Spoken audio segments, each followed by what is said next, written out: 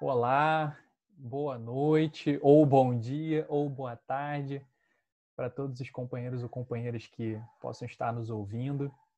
Primeiramente, eu gostaria de agradecer ao Newton pela oportunidade, pelo convite em poder gravar essa videopalestra para os companheiros e companheiras do Luz e Caridade, aí em Queimados. E foi pedido a nós para que pudéssemos falar sobre uma espécie de introdução à doutrina espírita, fazendo um apanhado geral das obras de Kardec. E aí eu preparei aqui um PowerPoint para que possa facilitar o nosso trabalho.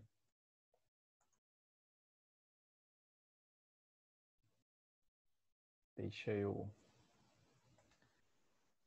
colocar aqui. Beleza. Então, nosso estudo, o percurso dele, vai seguir dois grandes blocos. Porque o nosso objetivo é a gente compreender minimamente o que é a doutrina espírita e como ela se constituiu. Para que a gente possa atingir essa meta, a gente precisa primeiro entender quem foi Allan Kardec e qual a sua relação com o espiritismo. E num segundo momento, a gente vai estar apto para poder falar um pouco sobre as obras fundamentais da doutrina espírita.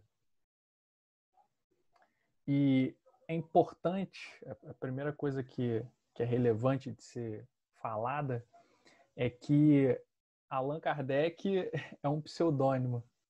Na verdade, quando a gente fala Allan Kardec, a gente está se referindo a Hippolyte Léon Denisard Rivaio. Um dos livros que eu vou estar utilizando como base para o meu estudo, a gente sempre vai ver aqui no cantinho inferior direito dos slides a bibliografia, os livros que eu estou utilizando, e um dos seus principais é a biografia de Allan Kardec pelo Henri Sauce, está no livro que é o Espiritismo, na edição da FEB. Então ele fala para a gente, traz que futuro professor Hippolyte Léon Denisard Rivail vai nascer no ano de 1804, na França, mais especificamente na cidade de Lyon, ou seja, em 1804, há mais de 200 anos atrás, num período em que aqui no nosso país, no Brasil, ainda havia, por exemplo, um regime imperial e um regime de escravidão. Então é importante a gente entender que Rivaio, que futuramente seria o fundador da doutrina espírita, nasce num tempo e num contexto bastante diferente do nosso. Sua família é uma família que, se não era rica, tinha a possibilidade de, pelo menos, lhe proporcionar bons estudos. E aí Henri Sauce vai narrar para a gente que Rivaio ele vai fazer em Lyon os seus primeiros estudos e que vai completar em seguida a sua bagagem escolar em Yverdun, na Suíça, com o célebre professor Pestalozzi, de quem cedo se tornou um dos mais eminentes discípulos, colaborador inteligente e dedicado. Aplicou-se de todo o coração à propaganda do sistema de educação que exerceu tão grande influência sobre a reforma dos estudos na França e na Alemanha. Muitíssimas vezes, quando Pestalozzi era chamado pelos governos, um pouco de todos os lados, para fundar institutos semelhantes ao de Verdun, confiava a Denisard Rivaio o encargo de o substituir na direção da sua escola. Então, é importante mencionar que Hippolyte Léon Denisard Rivaio vai estudar talvez com um dos melhores professores, com um dos maiores mestres de sua época na Suíça. E os seus desempenhos nos estudos são tão bons que ele chega a conquistar a confiança desse grande intelectual, desse grande professor que era Pestalozzi, para substituí-lo quando ele não estava no instituto. Então, ele tem uma formação sólida e vai conseguir fazer a sua formação intelectual, a sua formação moral com uma grande referência. Esse quadro aqui que nós estamos projetando, ele chama-se Pestalozzi e os Órfãos de Stans. Pestalozzi, ele não era famoso apenas pelas suas proposições pedagógicas, mas famoso também pela sua reconhecida preocupação em educar o caráter, em se preocupar com a questão moral dos seus educandos. Então, é nesse tipo de ambiente, um ambiente extremamente propício para o desenvolvimento intelectual e moral, que Rivaio vai passar uma boa parte da sua infância, uma boa parte da sua adolescência e vai se formar tanto profissionalmente quanto do ponto de vista intelectual. Posteriormente, quando ele atinge a maioridade, ele vai voltar para a França e vai fundar em Paris um estabelecimento semelhante ao de Verdun. Ou seja, Rivaio vai se tornar um professor. Só que narra para a gente a biografia dele, por Henri Sauce, que após um certo período de tempo, essa escola que ele iria fundar, ela viria a falir, porque ele havia aberto essa escola em sociedade com um tio seu que tinha problemas com a questão do jogo. Então, o professor Rivaio vai ter que executar outros trabalhos além do ensino para que ele possa se manter, possa se sustentar. Lembrando que ele se casa também, alguns anos depois, com uma professora, Gabi Boudet, Amélie Gabrielle Boudet. Então, aqui Henri Sauce vai narrar para a gente que o professor Rivaio trabalhou também como encarregado de contabilidade de 3 casas. À noite, ele escrevia livros de gramática, aritmética e de estudos pedagógicos. Traduzia obras inglesas e alemãs, trabalhava também como tradutor, e em meio a isso tudo, ministrou cursos gratuitos em sua casa de Química, Física, Astronomia e Anatomia Comparada durante 5 anos. Então, ele ainda encontrava tempo para fazer algum tipo de trabalho voluntário. Preparava os cursos de Levi Alvarez, frequentado por discípulos de ambos os sexos. Então, nós vemos aqui a partir desse texto que o professor Rivaio também não teve vida fácil. Embora tenha tido uma formação sólida, a sua carreira não foi uma carreira construída com facilidade. Posteriormente, ele vai ir se recuperando e vai dando curso à sua carreira pedagógica e vai se tornar muito conhecido por escrever obras didáticas, por escrever livros para o ensino das crianças e dos jovens franceses. E aqui tem uma lista com várias dessas obras, como por exemplo em 1828, ele ainda com 24 anos, escrevendo o plano apresentado para o melhoramento da instrução pública.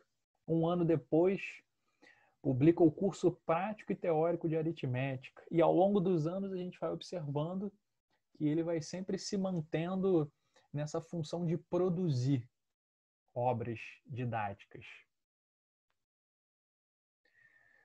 Ao longo do tempo, o que vai acontecer? Devido à sua competência intelectual, as suas obras vão alcançar um certo reconhecimento público na sociedade francesa. Henri Sauce vai dizer para a gente que, tendo sido essas diversas obras adotadas pela Universidade de França e vendendo-se abundantemente, pôde o senhor Rivaio conseguir, graças a elas e ao seu assíduo trabalho, uma modesta abastança. Então, se sua carreira começou com dificuldade, posteriormente ele consegue uma relativa estabilidade e um relevo também na sociedade de sua época. É importante também a gente observar que o professor Rivaio ele era envolvido com o mundo científico de seu tempo. Era um homem estudioso, um homem profundamente racional. Incorporava todo aquele espírito das ciências, do positivismo do século XIX. O Henri Sauce vai dizer para nós que ele era membro de várias sociedades sábias, notadamente da Academia Real de Arras, onde ele foi premiado por concurso em 1831, pela apresentação da sua notável memória. Qual o sistema de estudo mais em harmonia com as necessidades da época? Então, nesse resumo o que a gente vai notar é que Rivaio é um homem destacado, um homem incomum no sentido da sua carreira, das suas capacidades intelectuais. Só que a partir da década de 1850, mais especificamente no ano de 1854, quando ele tinha 50 anos de idade, já um homem maduro a essa época, ele vai ter o primeiro contato com um fenômeno que estava muito em voga na França daquela época, que era o chamado fenômeno das mesas girantes. Segundo os relatos, as pessoas se reuniam em torno de uma mesa, espalmavam suas mãos sobre ela, e então, após um tempo, ela começava a se erguer, a girar, a dar batidas.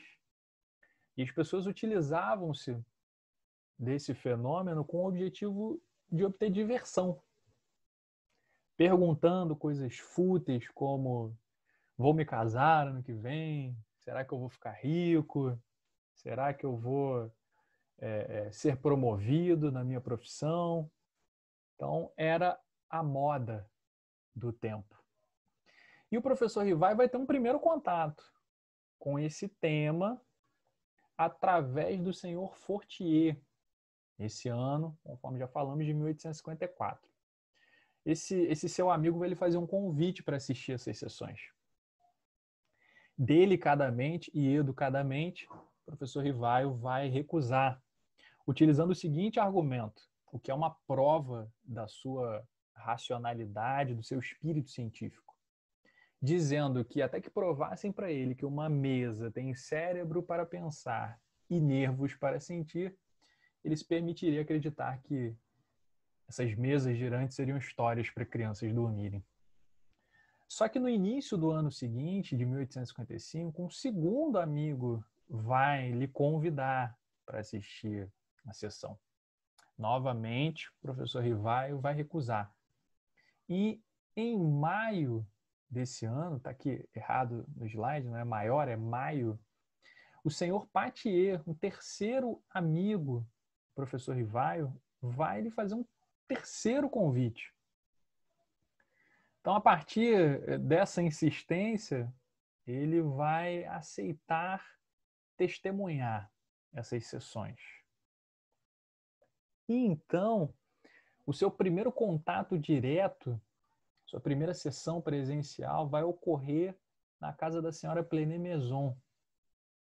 Lá, ele vai observar e vai identificar que, de fato, as mesas giravam e que, de fato, elas respondiam perguntas das pessoas presentes às reuniões.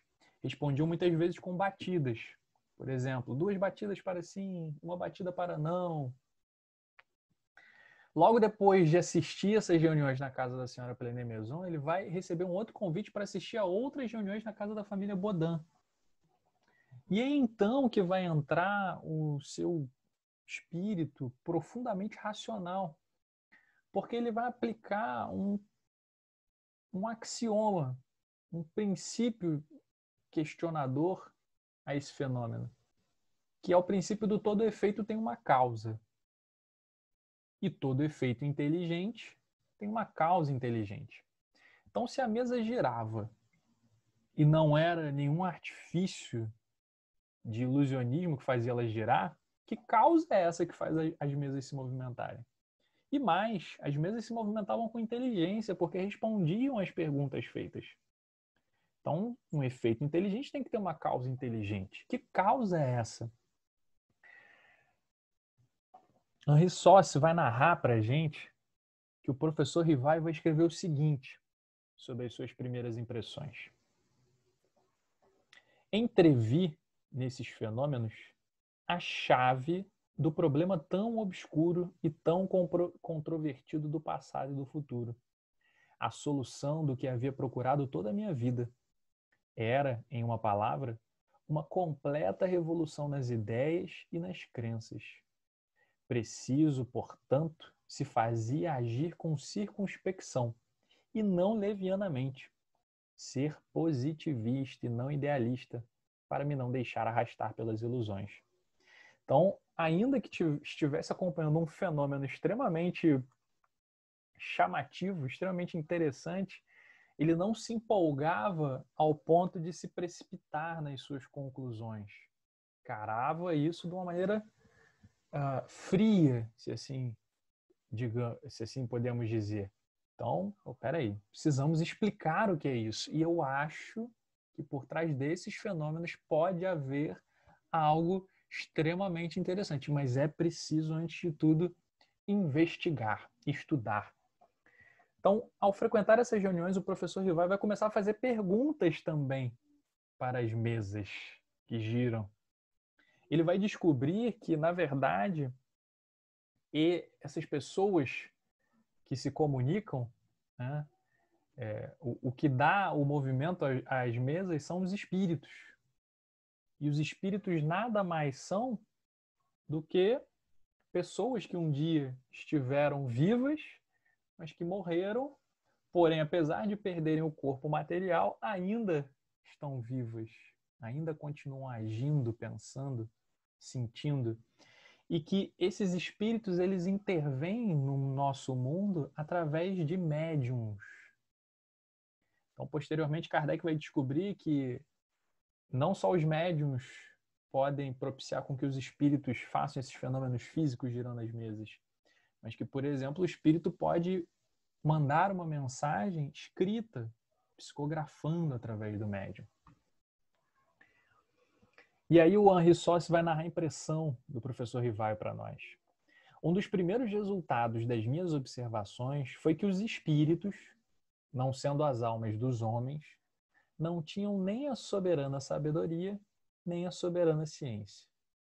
Que o seu saber era limitado ao grau do seu adiantamento, e que a sua opinião não tinha senão o valor de uma opinião pessoal. Esta verdade, reconhecida desde o começo, evitou-me o grave escolho de crer na sua infalibilidade e preservou-me de formular teorias prematuras sobre a opinião de um só ou de alguns. Então, nesse diálogo com os espíritos através dos médiuns, Rivaio vai começar a fazer perguntas, vai começar a obter respostas, e ele vai percebendo que, de fato, ele vai obter respostas muito simples, às vezes de pessoas comuns, e vai obter respostas, às vezes, complexas do ponto de vista filosófico, do ponto de vista científico ou moral.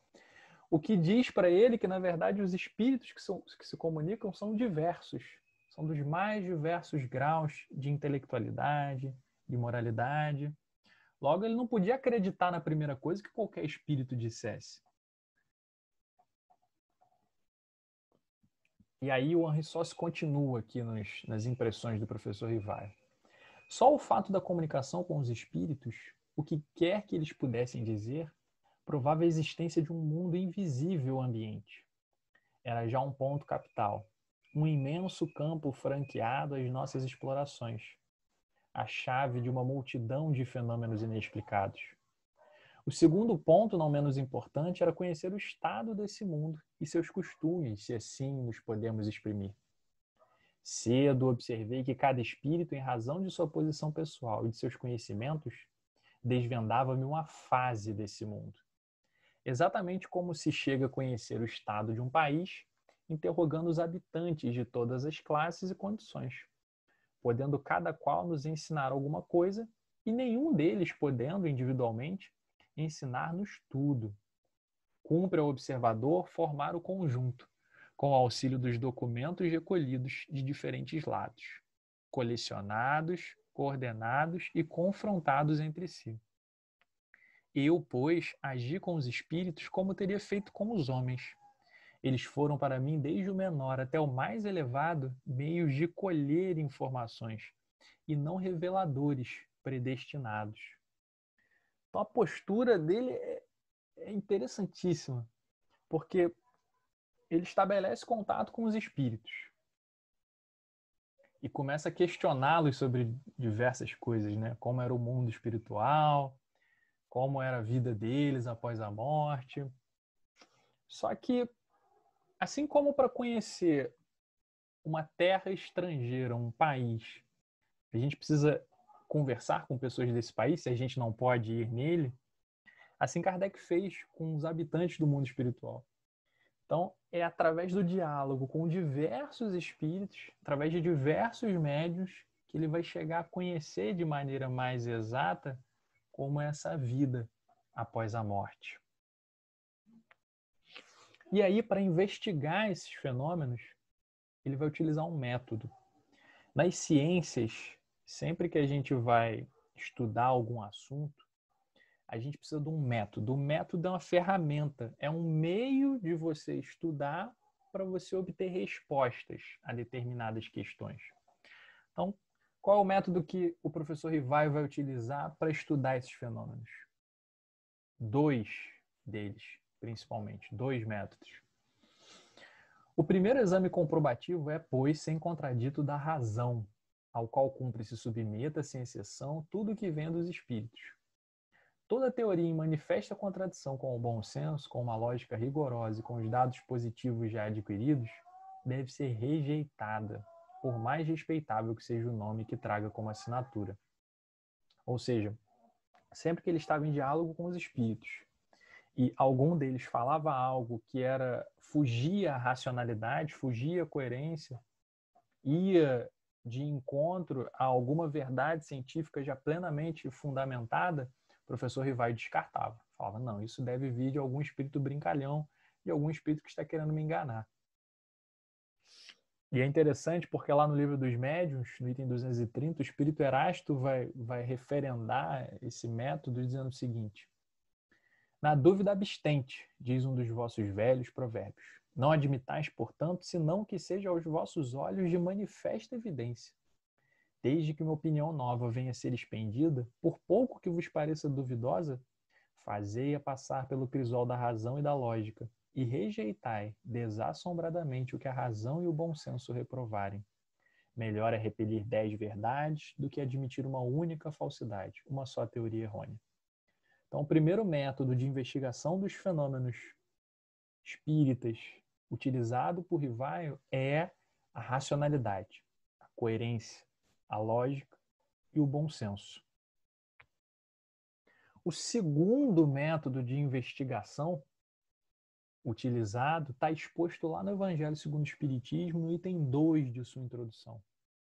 É o que vai ser nominado como o controle universal do ensino dos espíritos. E aí ele consiste em quê? A concordância no que ensinem os espíritos é, pois, a melhor comprovação. Importa, no entanto, que ela se dê em determinadas condições. A mais fraca de todas ocorre quando um médium, a sós, interroga muitos espíritos acerca de um ponto duvidoso. É evidente que, se ele estiver sob o império de uma obsessão ou lidando com um espírito mistificador, este lhe pode dizer a mesma coisa sob diferentes nomes.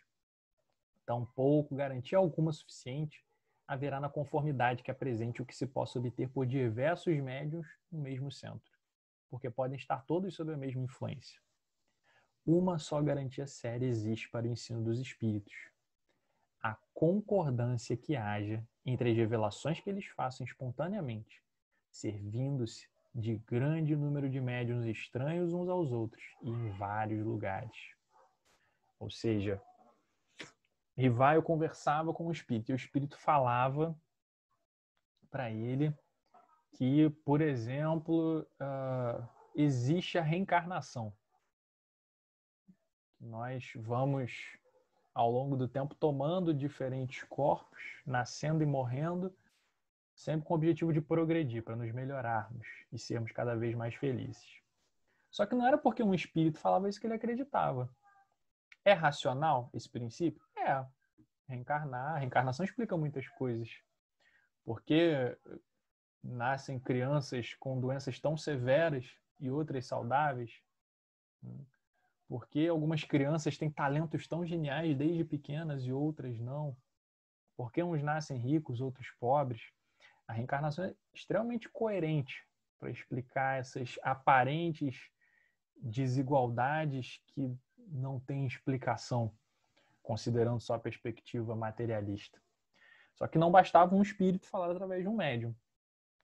Se vários espíritos, através de diversos médiuns diferentes, falassem esse mesmo princípio e ele fosse coerente, aí Rivaio o admitia como um princípio espírita, de fato. Então são esses dois métodos, a racionalidade e o controle universal do ensino dos espíritos, que vai propiciar a construção de uma doutrina espírita.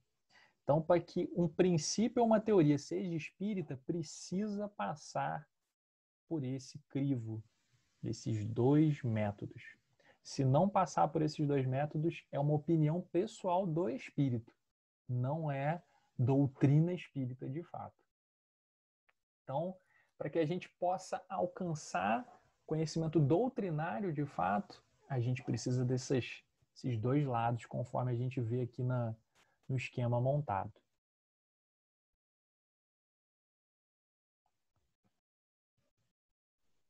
Outra coisa muito importante de ser ressaltada é que o professor Rivaio não deu na cabeça dele que ele queria inventar uma nova doutrina, inventar uma nova filosofia, inventar uma nova ciência. Não. Na verdade, a doutrina espírita ela vai surgir da busca por respostas de fenômenos que aconteciam e ninguém dava respostas sobre eles.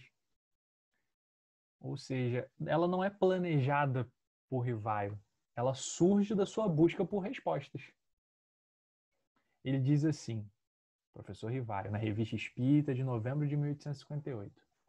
Antes de mais, buscamos a luz, venha de onde vier. E, se externamos a nossa maneira de ver, trata-se apenas da nossa maneira de ver, e não de uma opinião pessoal que pretendamos impor aos outros. Entregamo-la à discussão, estando prontos para ela renunciar se demonstrarem que laboramos em erro. Essa polêmica nós a sustentamos todos os dias em nossa revista, através das respostas ou das refutações coletivas que tivemos ocasião de apresentar. Ou seja, Rivaio não tinha interesse de impor as suas ideias. Pelo contrário, eu coloquei aqui exemplo, Kardec, a questão da reencarnação. Está lá na Revista Espírita de fevereiro de 1862. A princípio, Rivaio não acreditava na reencarnação, aliás. Só que conforme esse mesmo princípio era apresentado por todos os espíritos e era o princípio mais lógico para explicar uma série de coisas, ele acabou admitindo. Então você vê, ele a princípio discordou de um dos principais pontos da doutrina espírita, mas depois ele viu que era racional de fato. Ou seja, ele tinha a humildade não de impor o que ele achava, mas de buscar a verdade, mesmo que para isso ele tivesse que abrir mão do que ele acreditava previamente. Mas aí a gente pode se perguntar, poxa, onde que surge o tal do Allan Kardec?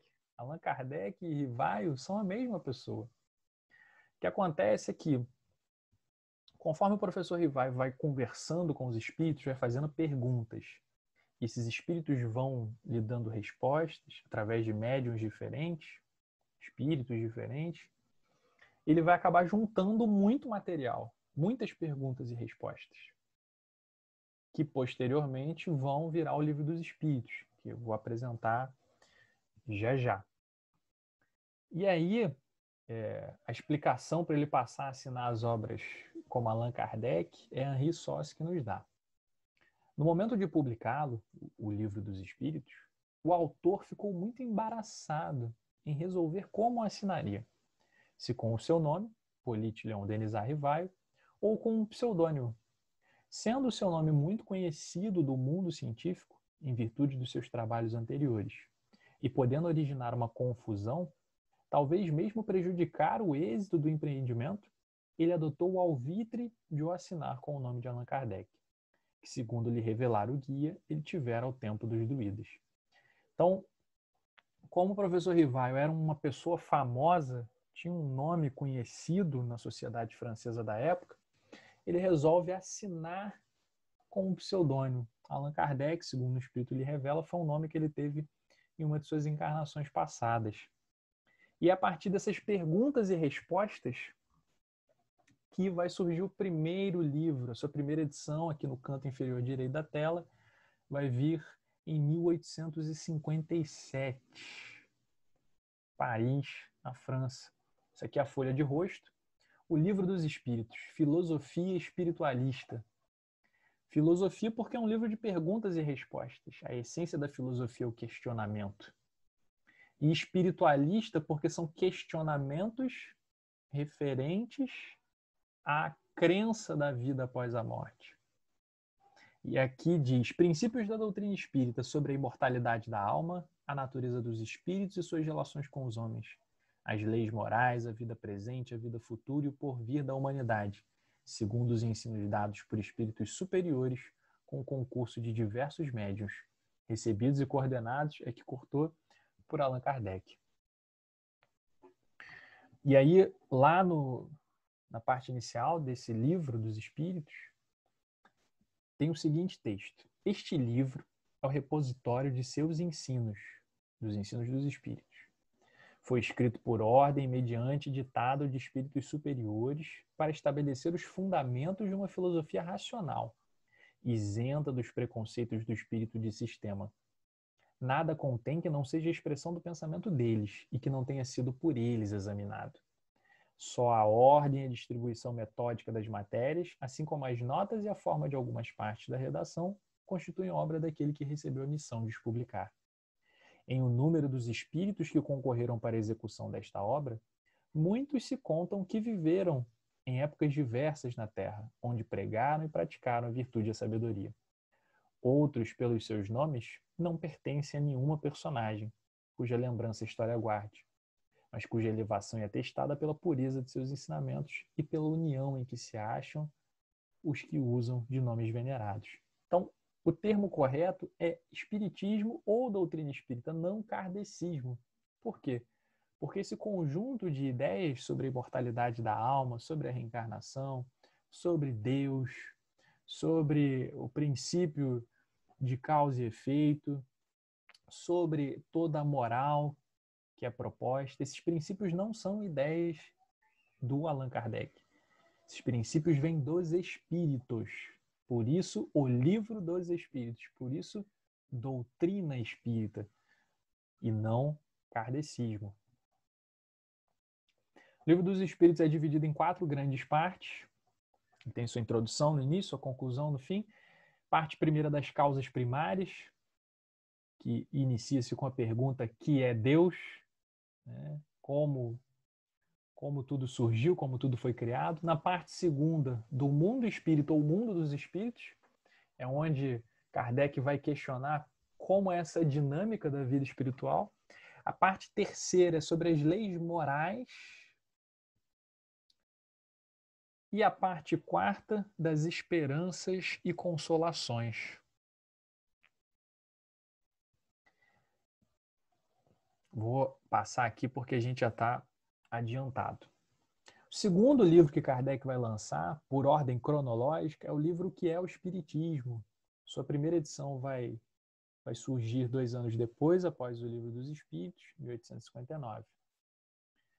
E aí na sua folha de rosto diz o seguinte: Introdução ao conhecimento do mundo invisível pelas manifestações dos espíritos, contendo resumo dos princípios da doutrina espírita e respostas às principais objeções que podem ser apresentadas. E nas edições da FEB, contém a biografia de Allan Kardec por Henri Sauce. Esse livro é uma tentativa de Kardec de resumir a doutrina espírita numa obra mais curta, menor, para que pudesse favorecer a sua divulgação. O Livro dos Espíritos é uma obra relativamente volumosa. O livro Que é o Espiritismo é um livro bem menor e bem mais sucinto, que tem apenas 3 capítulos e o seu preâmbulo. Capítulo 1, Kardec vai simular diálogos com um crítico, com um cético e com um padre. Capítulo 2 vai dar noções elementares de espiritismo. No capítulo 3, a solução de alguns problemas pela doutrina espírita. É um livro, às vezes, muito pouco lido, estudado no movimento espírita, mas é o livro ideal para se começar o estudo sobre esses assuntos. Então, antes de ler o Livro dos Espíritos, e Kardec recomenda isso em O Livro dos Médiuns, o mais interessante é que a pessoa leia primeiro o livro Que é o Espiritismo. Lá, nessa obra, Kardec vai dizer assim: O Espiritismo ensina poucas verdades absolutamente novas, ou mesmo nenhuma, em virtude do axioma nada há de novo debaixo do sol. Só as verdades eternas são absolutas. As que o Espiritismo prega, sendo fundadas sobre leis naturais, existiram de todos os tempos, pelo que encontraremos em todas as épocas esses germes que, mediante estudo mais completo e mais atentas observações, conseguiram desenvolver. As verdades ensinadas pelo Espiritismo são antes consequências que descobertas. O Espiritismo não descobriu nem inventou os espíritos, como não descobriu o mundo espiritual, no qual se acreditou em todos os tempos. Todavia, ele o prova por fatos materiais e o apresenta em sua verdadeira luz, desembaraçando dos preconceitos e ideias supersticiosas, filhos da dúvida e da incredulidade.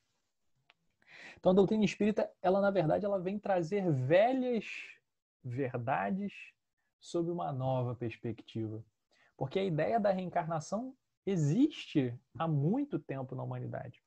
A ideia da comunicabilidade dos espíritos é muito antiga e perpassa por outras religiões. Quantos fatos não há na Igreja Católica de santos aparecendo para as pessoas? No próprio o Novo Testamento, vários fenômenos mediúnicos. Um anjo, por exemplo, anuncia a Maria que ela ia ter um filho, que se chamaria Jesus. Jesus se reúne, vê Moisés no Monte Tabor, por exemplo. Então, os fenômenos mediúnicos, eles permeiam a história da humanidade.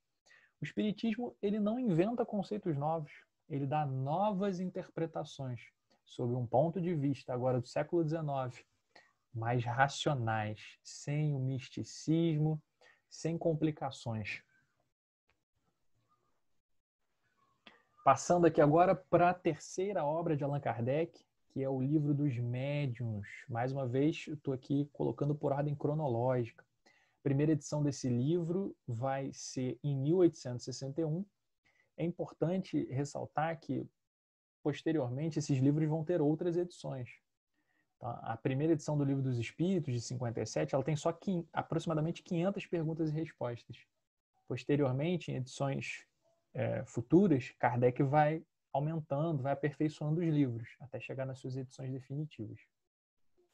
Então, o Livro dos Médiuns ou o Guia dos Médiuns e dos Evocadores, ensino especial dos espíritos sobre a teoria de todos os gêneros de manifestações, os meios de comunicação com o mundo invisível, o desenvolvimento da mediunidade, as dificuldades e os tropeços que se podem encontrar na prática do espiritismo, constituindo o segmento de O Livro dos Espíritos. E aqui no topo, escrito Espiritismo Experimental. Ou seja, o Livro dos Médiuns, ele é um grande guia para ensinar a lidar com a mediunidade. Ele está dividido em duas grandes partes, noções preliminares e das manifestações espíritas.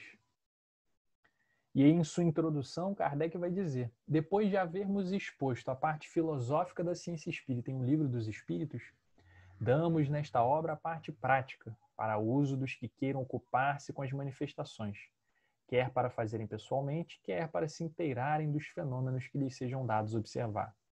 Verão aí os óbices com que poderão deparar e terão também um meio de evitá-los.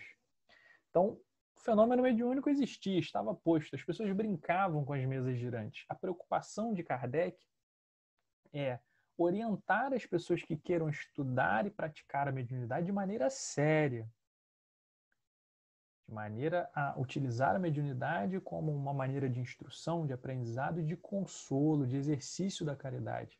Então, esse é o grande objetivo do Livro dos Médiuns. Ele vai abordar caminhos para dialogar com quem não é espírita. Ele vai refutar sistemas que explicavam o fenômeno espírita de maneira equivocada. Vai explicar o mecanismo pelo qual os espíritos atuam através dos médiuns, os diversos tipos de mediunidade que existem. Porque os espíritos podem se comunicar conosco pela audição, pela voz, pela nossa visão, pela psicografia e por muitos outros meios. O Livro dos Médiuns vai dar lições de como desenvolver a mediunidade de maneira segura, como lidar com o fenômeno da obsessão, que é a atuação de um espírito tentando prejudicar um encarnado, como conversar com os espíritos por meio dos médiuns e como organizar uma sociedade espírita. que era o nome dado às casas espíritas daquele tempo. Sua quarta obra, em termos cronológicos, será Viagem Espírita, em 1862, e uma edição da FEB, depois eles juntam com outras viagens de Kardec. Então, o que ele contém? As observações sobre o estado do espiritismo, as instruções dadas nos diferentes grupos, as instruções sobre a formação de grupos e sociedades e um modelo de regulamento para seu uso. Allan Kardec, ele, logo no início das suas pesquisas, ele vai fundar a Sociedade Parisiense de Estudos Espíritas, que era a primeira casa espírita que existiu na história da Terra, onde eles praticavam os fenômenos mediúnicos, ele pesquisava, estudava. Só que a Sociedade Parisiense de Estudos Espíritas tinha férias, no que equivale ao verão no hemisfério norte, na Europa. Durante essas férias, em alguns anos, Kardec utilizou esse período de tempo para viajar para o interior da França, com o objetivo de fazer palestras, divulgar a doutrina espírita e de ver como o movimento espírita estava se desenvolvendo. Esse livro é muito interessante porque, se nos outros livros do codificador ele nos revela a sua face intelectual, extremamente racional, nesse livro ele vai nos revelar as suas impressões sobre o movimento espírita, o que ele estava achando do desenvolvimento do movimento. É um livro muito interessante, muito agradável de se ler, e que traz para a gente um Kardec fraterno, amante da caridade, da fraternidade. Então, as viagens espíritas elas vão ocorrer em 1860, em 61, em 64, em 67 e em 1862, que foi a maior das viagens. Inclusive, em uma dessas viagens, Kardec chega até a Bélgica, ou seja, vai até um outro país falar sobre espiritismo. A obra que vem em sequência é o Evangelho segundo o Espiritismo. Sua primeira edição vai ser lançada em 1864. Ele contém a explicação das máximas morais do Cristo em concordância com o Espiritismo e suas aplicações às diversas circunstâncias da vida. E traz como frase na sua folha de rosto: fé inabalável, só é a que pode encarar frente a frente a razão em todas as épocas da humanidade. Esse livro vai surgir a partir da questão 625 de O Livro dos Espíritos, onde Kardec vai questionar aos imortais se haveria algum exemplo máximo de moralidade, de conduta, alguém que fosse guia e modelo para nós. E os Espíritos vão dar a resposta mais curta, talvez, de todo o Livro dos Espíritos, que era Jesus. Ou seja, os próprios Espíritos apontam Jesus como modelo máximo de ética, de moral. Então, se ele é o modelo máximo, o que Kardec vai fazer? Vai estudar os seus ensinos. Evangelho, do grego evangelion, boa nova, é o termo que utilizamos para nos referir aos ensinos que Jesus nos deu, tanto através da sua fala quanto através dos seus exemplos. Só que Kardec vai estudar os ensinos de Jesus segundo o Espiritismo. Na introdução desse livro, ele vai dizer que podem dividir-se em 5 partes as matérias contidas nos evangelhos: os atos comuns da vida do Cristo, os milagres, as predições, as palavras que foram tomadas pela Igreja para o fundamento de seus dogmas e o ensino moral. As 4 primeiras têm sido objeto de controvérsias. A última, porém, conservou-se constantemente inatacável. Parte moral. Diante desse código divino, a própria incredulidade se curva.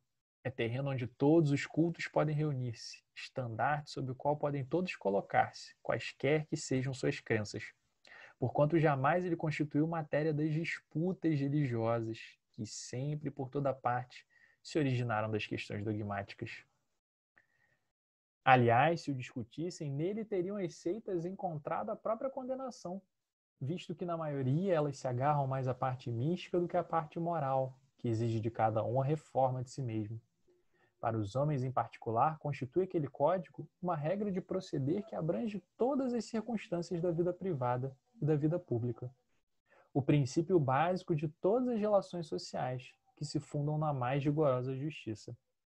É, finalmente, acima de tudo, o roteiro infalível para a felicidade vindoura, o levantamento de uma ponta do véu que nos oculta a vida futura. Essa parte é a que será objeto exclusivo desta obra. Então, o Evangelho segundo o Espiritismo, aqui tem todos os seus capítulos, né? No total são 28, onde Kardec, como já dissemos, vai estudar os ensinos de Jesus sob a perspectiva espírita. O outro livro que vem na sequência é O Céu e o Inferno. Sua primeira edição vai ocorrer em 1865, um ano após o Evangelho segundo o Espiritismo. Ele vai abordar a justiça divina segundo o Espiritismo. Vai fazer um exame comparado das doutrinas sobre a passagem da vida corporal à vida espiritual, sobre as penalidades e recompensas futuras, sobre os anjos e demônios, sobre as penas, etc., seguido de numerosos exemplos acerca da situação real da alma durante e depois da morte. E aí, Kardec vai colocar um versículo de um Antigo Testamento em sua folha de rosto. Ezequiel, capítulo 33, versículo 11. Por mim mesmo juro, disse o Senhor Deus, que não quero a morte do ímpio, senão que ele se converta, que deixe o mau caminho e que viva. Então, o céu e o inferno vai abordar, em sua primeira parte, o céu, o inferno, o purgatório. Existe céu e inferno, segundo o Espiritismo? Os Espíritos vão dizer que não. Que se Deus é infinitamente bom e justo, como ele vai condenar alguém a sofrer eternamente?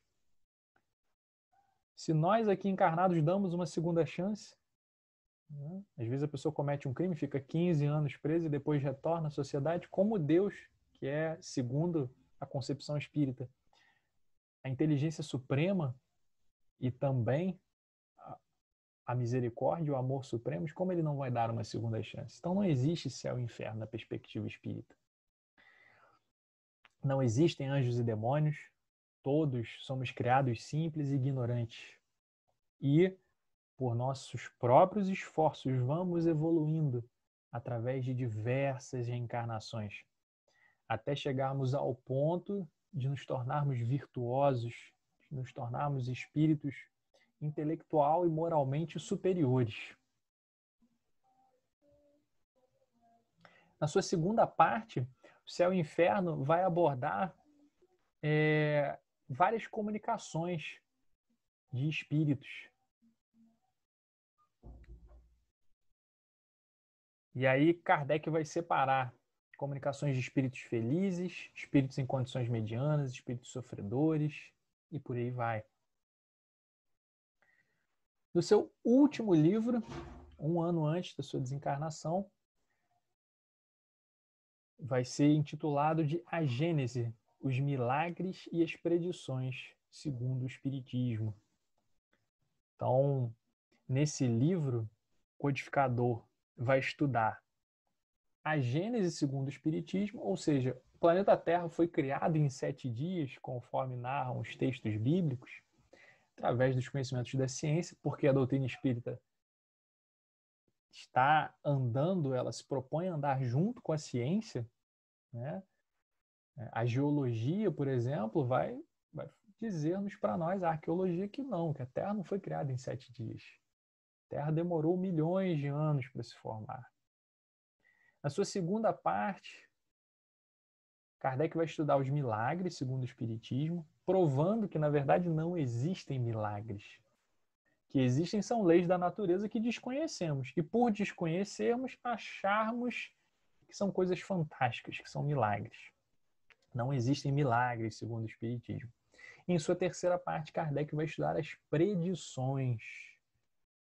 Os casos de espíritos que falam sobre o futuro, coisas que vão acontecer no futuro. É aqui que haverá a base teórica disso no Espiritismo. E por fim, essa não é a última obra de Kardec, mas é uma obra que vai permear toda a sua vida. Nós temos a Revista Espírita, ou Jornal de Estudos Psicológicos, em que o codificador vai estudar, aqui segundo a folha de rosto, o relato das manifestações materiais ou inteligentes dos espíritos, aparições, evocações, bem como todas as notícias relativas ao espiritismo. o ensino dos espíritos sobre as coisas do mundo visível e do invisível, sobre as ciências, a moral, a imortalidade da alma, a natureza do homem e o seu futuro, a história do espiritismo na antiguidade, suas relações com o magnetismo e com o sonambulismo, a explicação das lendas e das crenças populares, da mitologia de todos os povos e etc.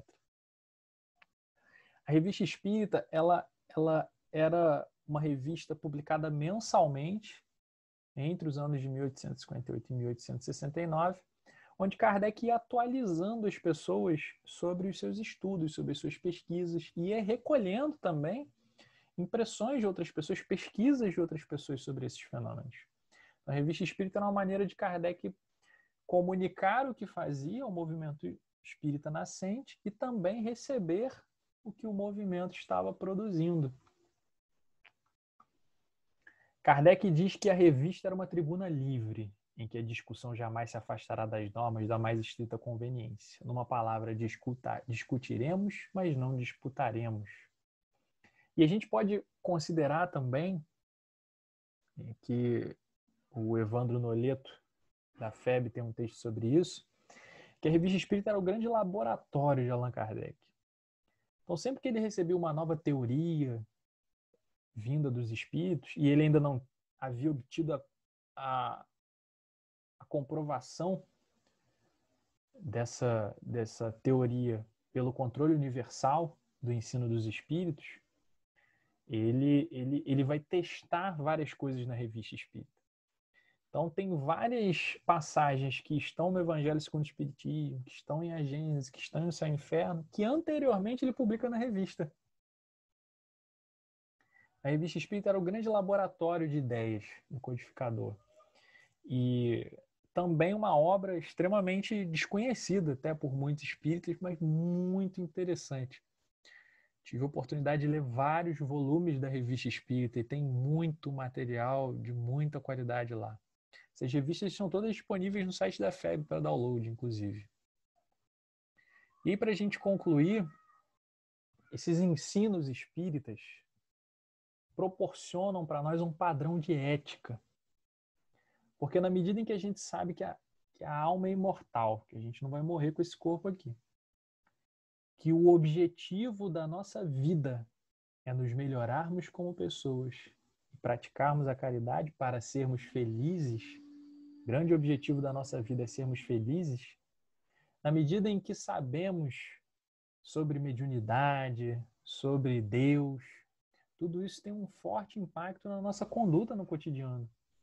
Nos faz pessoas mais altruístas, mais fraternas, né? Traz para a gente a liberdade, o conceito da igualdade, da luta pela justiça, por uma vida melhor a todos.